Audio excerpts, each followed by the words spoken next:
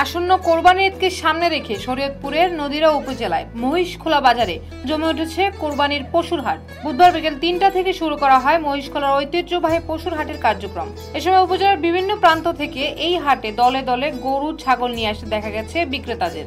এদিকে ঈদের দিন যত ঘনিয়ে আসছে ততই এই অঞ্চলের হাটগুলোতে বাড়ছে ক্রেতা ও বিক্রেতাদের সংখ্যা।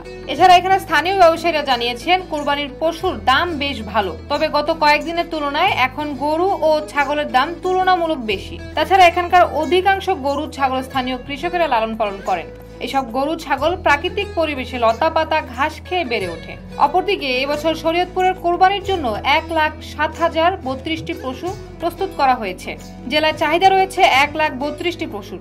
বাকি ৬,৯৬৮টি পশু রাজধানী ও আশেপাশের জেলায় বিক্রি করা হবে। স্থানীয়দের মতে ভারতীয় গরু না এলেও দেশি গরু ছাগলে ভরে উঠেছে হাট। বিক্রেতারা বলছেন ভারতীয় গরু না আসায় এবছর তারা ভালো দাম পাবেন পশুগুলোর। তবে গোখাদ্যের দাম বাড়ায় ক্ষোভ প্রকাশ করেছেন অনেকে। স্বাস্থ্য পরীক্ষায় তদারকি থাকায় এবার পুষ্টিমান সম্পন্ন প্রাণী পাওয়া যাচ্ছে বলে দাবি ক্রেতাদের।